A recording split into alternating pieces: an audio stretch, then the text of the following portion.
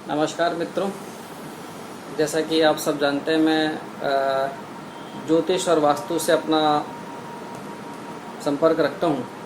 और आगे आने वाला समय, जैसे कि एक 21 जून को सूर्य ग्रहण पड़ रहा है, जो न केवल भारत में दिखाई देगा बल्कि विश्व के कई अन्य स्थानों में भी इसका प्रभाव रहेगा।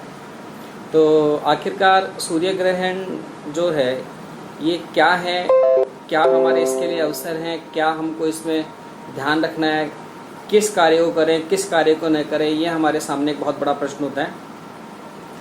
तो मित्रों, जैसा आप सब जानते हैं कि सूर्य ग्रहण, सूर्य को ग्रसित करने की जो प्रवृत्ति है राहु की और केतु की, उस प्रवृत्ति का नाम ही सूर्य ग्रहण है।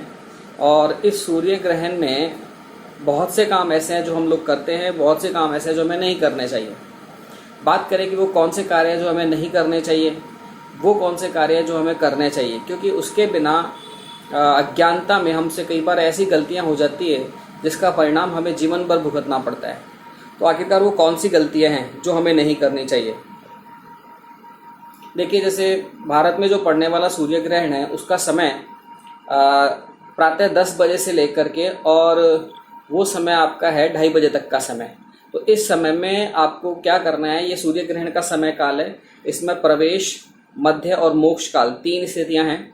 और बात करें कि 21 जून को जयपुर के संदर्भ में भी लगभग यही समय है। 10-1 मिनट का 10:15 बजे से शुरू हो जाएगा जयपुर के कॉन्टेक्स्ट में, और जयपुर के कॉन्टेक्स्ट में 10:15 बजे शुरू होकर के थोड़ा पहले ख़त्म होगा।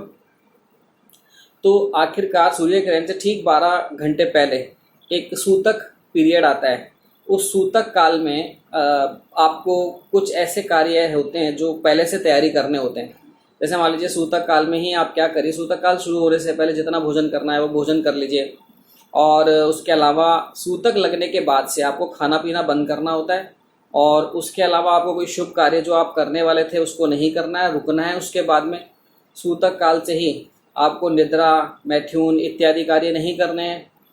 अच्छा जी, दूसरा अगला क्या करना है, जैसे मान लीजिए ग्रहण काल में आपको गेहूं की आवश्यकता पड़ेगी, उसकी व्यवस्था कर लीजिए। सूतक काल प्रारंभ होने से पहले ही जो खाद्य पदार्थ, जैसे बताया मैंने, घी, तेल वगैरह, जो लंबे समय तक प्रयोग आने वाले जो खाद्य पदार्थ हैं, उसमें डाब अथवा तिल ये आपको रखना होता है। डाब जैसे कि उपमन कुशा को कहते हैं। कुशा एक प्रकार की घास है जो गाँव में मिलती है और वर्तमान में मंदिरों में पाई जाती है। आप वहाँ से इसको ला करके और रख सकते हैं। और उसको आप डाब को जब सब खाद्य पदार्थ में डालें तो उस खाद्य पदार्थ में वो सूर्य ग्रहण के दौरान जो नेगेटिव एनर्जी सूर्य से रिलीज होती है वो आपके खाद्य पदार्थों में चली जाती है। तो उस नेगेटिव एनर्जी को वहाँ से डिलीट करने के लिए, हटाने के लिए इस डाब और तिल का प्रयोग किया जाता है। चलिए फिर इससे और आगे बढ़ते हैं।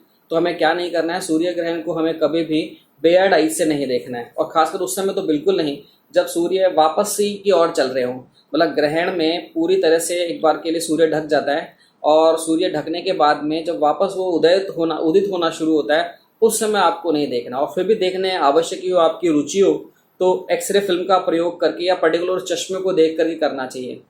ग्रहण काल में 4 प्रकार के लोग, जैसे बच्चों को, गर्भिणी स्त्रियों को, और बात करें तो वृद्ध को और रोगियों को बाहर निकलने से बचना चाहिए। ग्रहण के ओरा में, ग्रहण का जो माहौल है उसमें बाहर नहीं निकलना चाहिए, अंदर रहना चाहिए।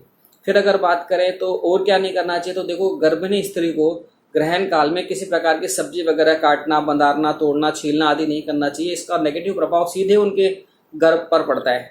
कई बार यहाँ तक ऐसा भी देखा गया कि ग्रहण काल में अगर आपने कुछ इस तरह का कार्य किया और सब्जियां वगैरह कुछ काटी, और बच्चे के जब वो पैदा हुआ तो उसको वहाँ शरीर पर निशान पाए गए। तो कहने का मतलब क्या है कि ये 4 प्रकार के लोगों को तो विशेष सावधानी रखनी ही होती है। उसके अलावा सामान्य व्यक्ति को भी, जिनका भी गण थोड़ा सा नीच का है, जैसे मान लीजिए देवता गण वाले जो लोग हैं, मनुष्य गण वाले जो लोग हैं, ये लोग बड़े जल्दी से प्रभावित हो जाते हैं। राक्षस गण वाले मजबूत जरूर होते हैं, लेकिन उनको भी कई बार दिक्कतें आ जाती है। तो बेटर यही है कि आप घर में रहें उस दौरान, और बाहर ना निकलें, और सूर्य को नंगी आंखों से ना देखें। इन सब प्रिकॉशंस का आप ध्यान रखें।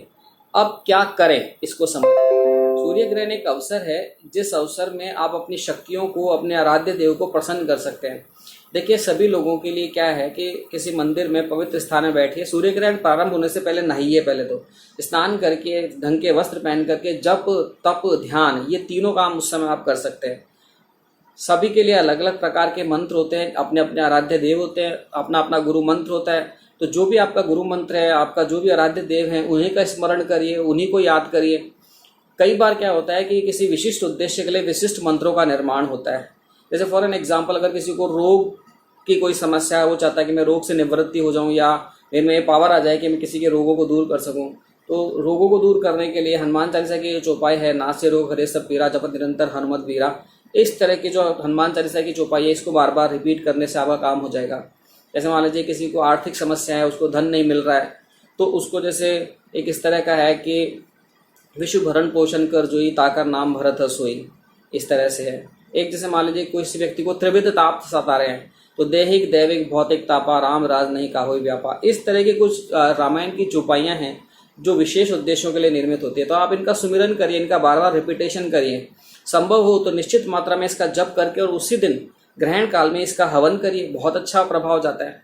देखिए मित्रों, ग्रहण काल में जैसे मैंने बताया था, नकारात्मक शक्तियां प्रभावी हो जाती हैं, तो पितरों को प्रसन्न करने के लिए भी तर्पण करना, उनके लिए श्राद्ध करना इस समय में किया जा सकता है।